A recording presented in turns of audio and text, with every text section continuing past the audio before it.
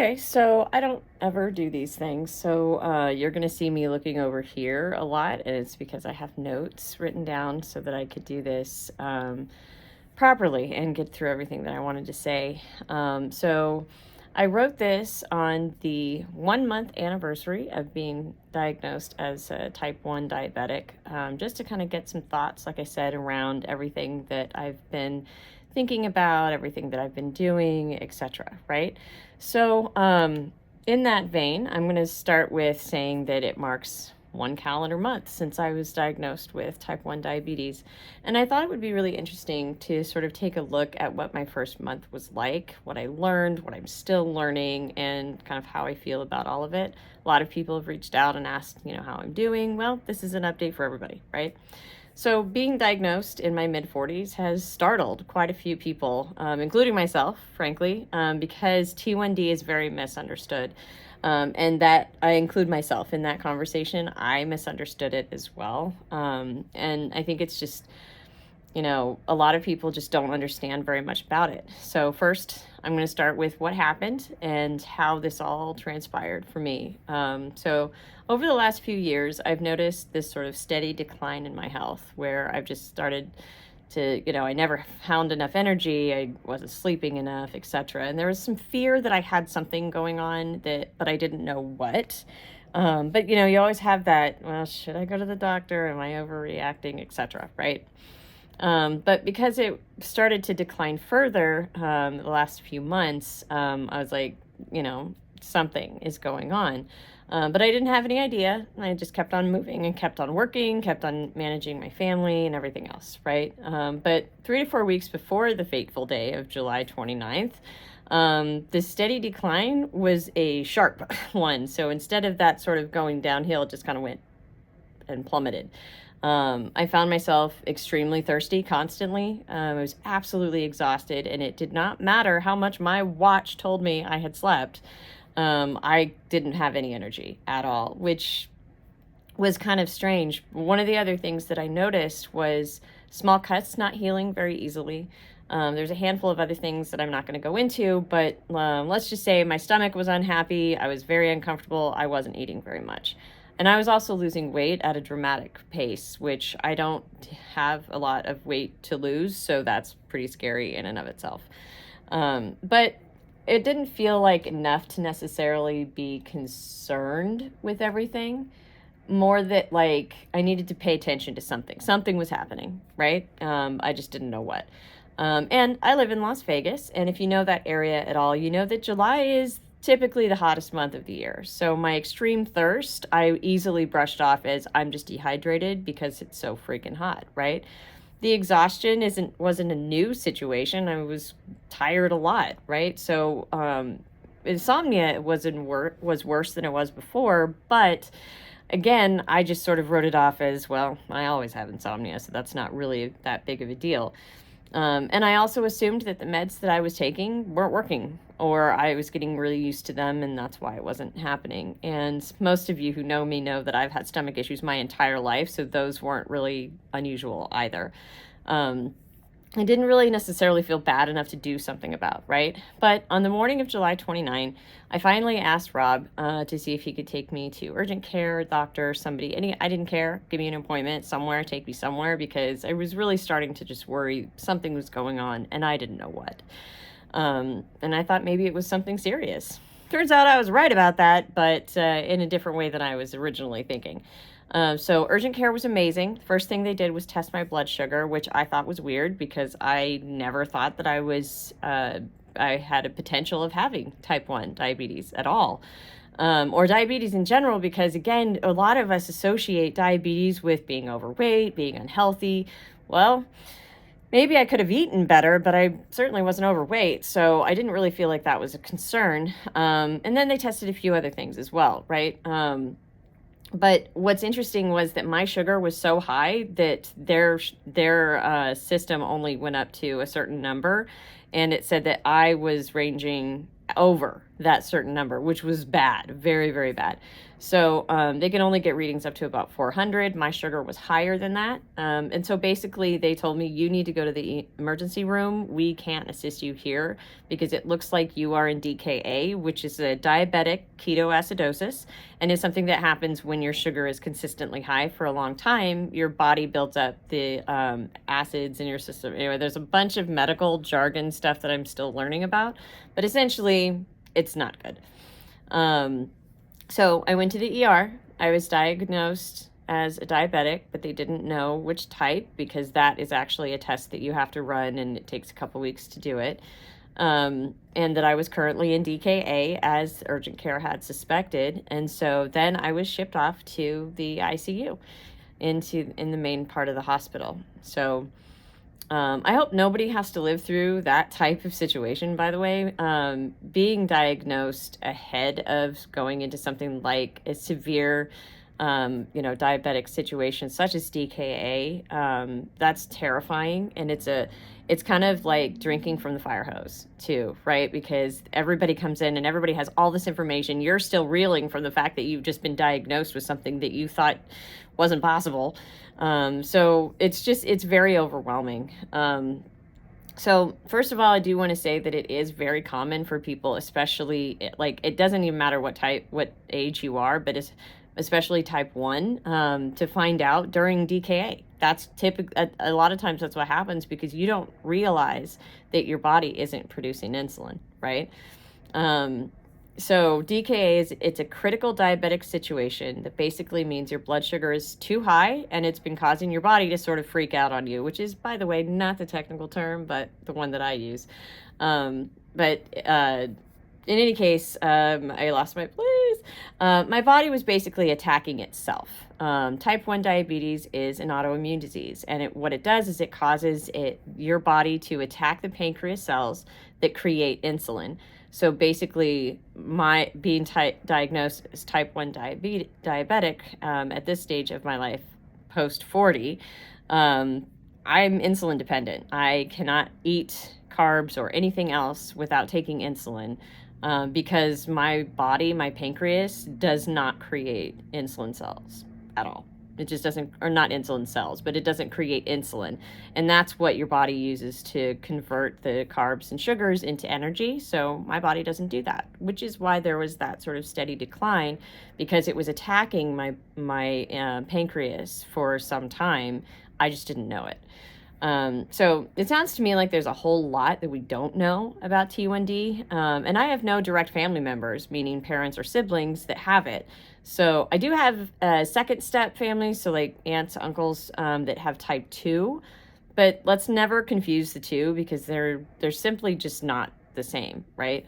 So one video that I watched used the rhyme type 2 is you because it usually has to do more with diet, exercise, overall health. And so the majority of people that have type 2 is typically based on health. Some of it can be genetics as well. It just sort of depends on the person. But type 1 diabetes specifically is caused by an autoimmune disease. And it's your body attacking itself, right? And autoimmune diseases, they range in how much people understand about them. So when I was diagnosed, my pancreas had completely stopped producing insulin.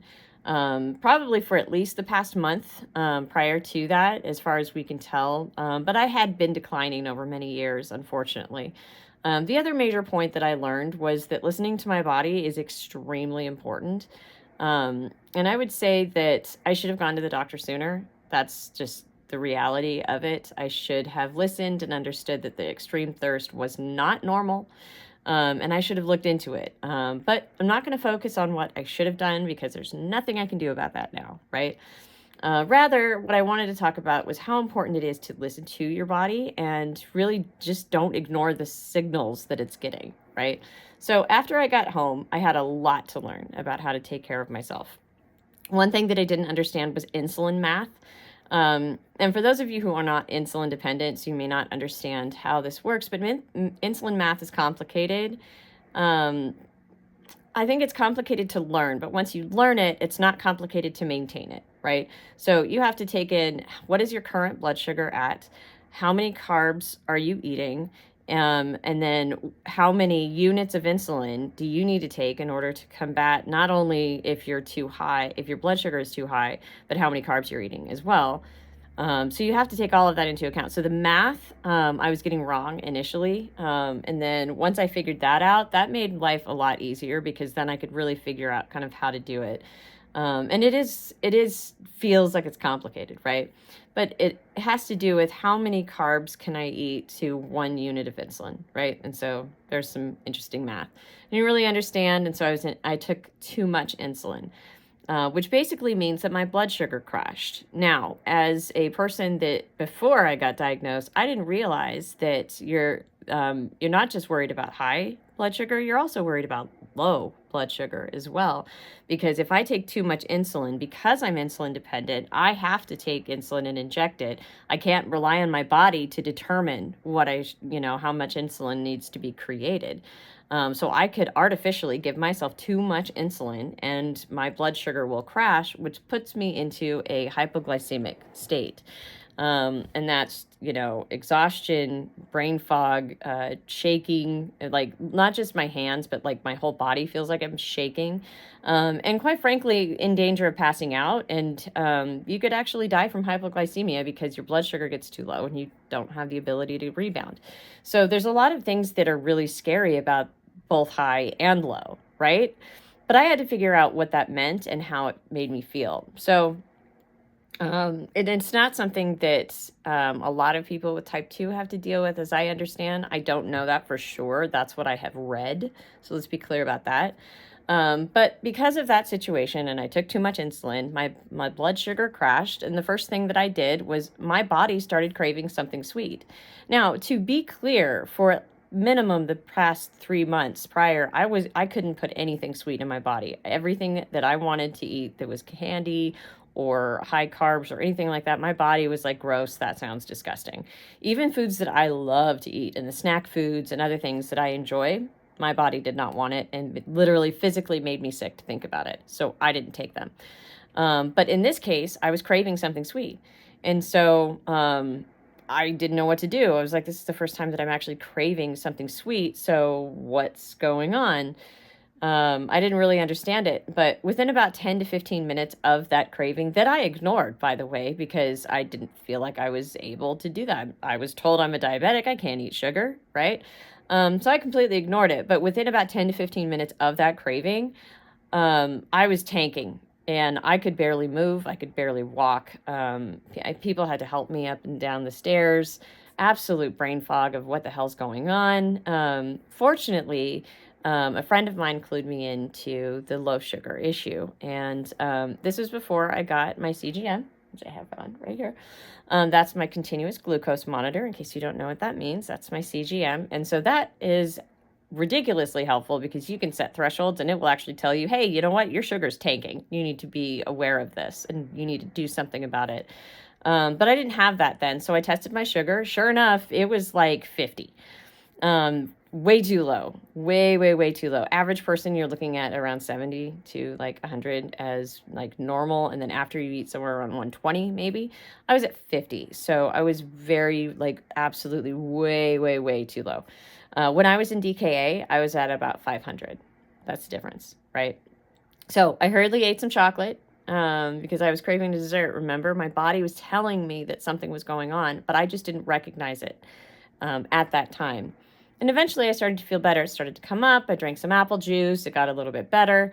And now I started to understand the importance of being as accurate as possible with the insulin math.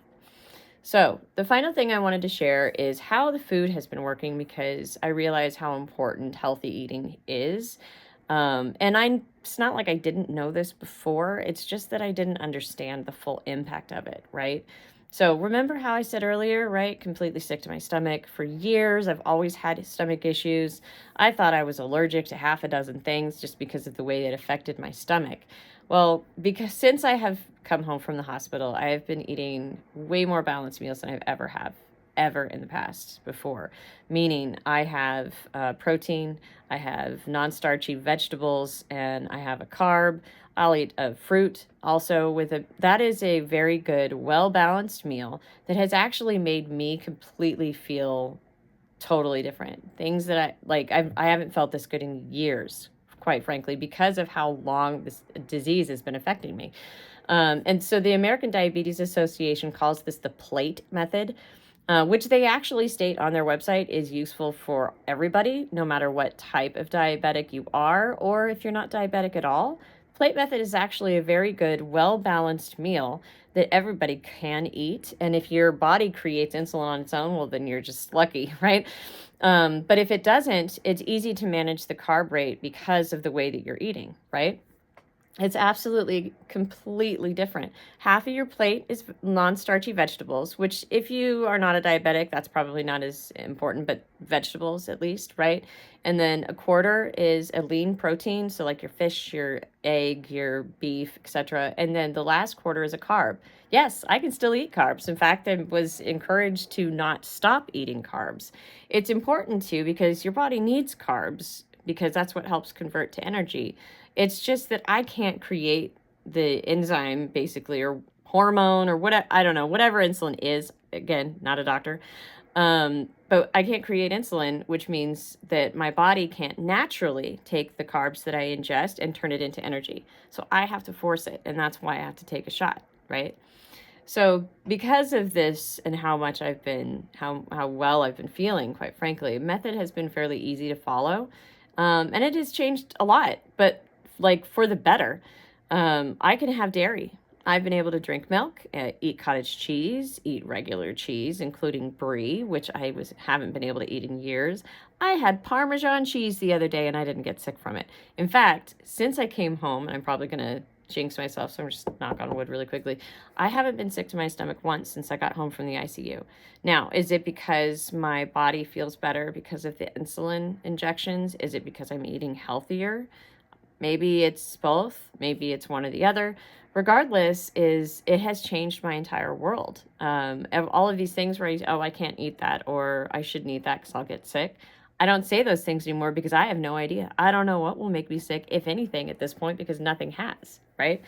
So everything that I knew about myself, out the window. And it's interesting too, because it has changed so much of how I eat, but like in a good way. So it's useful. So healthy eating this whole time, maybe if I had been eating healthier and had used that plate method, maybe my stomach would have been better. I don't know. Maybe I wouldn't have found out I was diabetic from DKA because I was eating a well-balanced meal. Maybe it would have happened anyway because I still couldn't process the carbs. Who knows? But regardless is that I just really thought that it was really awesome to be able to feel that way and feel so much better. Now, one thing that I did wanted to sort of mention is a few days ago, I decided that I was going to eat a cereal. And the cereal was basically just, I mean, it doesn't really matter. Any cereal, all cereals, by the way, are filled with sugar. Every single one of them, I swear to God. Once you start to read nutrition labels, you really understand how much freaking sugar is in everything. Anyway, my doctor told me, she was like, live your life, just account for it with your insulin, right? And so I'm like, I want to have this sugary cereal. I've been doing very good. It's one cheat meal to a degree, right? I managed it with insulin and it was fine. But the difference in how I felt was absolutely astonishing. So first of all, I was very, very used to feeling better, having more energy after eating, at least for the last month, right? But when I actually had this cereal, first of all, I was hungry in less than an hour, hungry again within less than an hour, which means that I had to then process how much food I was going to eat, take another shot, all of that stuff, because I was still hungry. So it did not stay in my system long enough to actually do me any good when it came to energy at all. And it was just really astonishing because I didn't really think about that. Everybody talks about empty calories and they don't stay with you, all of this stuff. And I just sort of blah, blah, in one ear, out the other, right? But I felt it. And then I had to manage everything again because I can't really eat things without assessing if I have to take insulin. I can't do that. My life has changed in that regard as well. So I just thought that was really interesting and something that I wanted to share. So I would say don't ignore the empty calorie conversation. It really does matter and it makes a big difference. Because I can only imagine what it's like for people that don't have to deal with, the insulin shots as well. But I guess that's all. I'm just sort of rambling at this point. But basically what I learned is that while this has been a lot for me and my family to adjust to, and kind of different habits that I've had to create and change, right? The ones that I've had that I had to change, it's really been a blessing in disguise for me. I feel better. I feel at least a decade younger. Maybe I don't look it yet, but I'm working on that. No, but I feel better, and I feel so much healthier. I feel like I have the energy to do more things. I feel like I work better. I do my things at home better. All of these things are a little bit better now, just as a result of, again, whether it's the insulin or the healthy eating or making sure I am exercising, etc. I'm not sure that it matters. Maybe it's a combination of all of it, but it really could have been a disaster. And at the time when I was in the ICU, that's exactly what I thought. But for now, 1 month in, I feel pretty good. So I still have a lot to learn. My life is different, and it will always be different because I will be insulin dependent for the rest of my life until somebody finds a cure.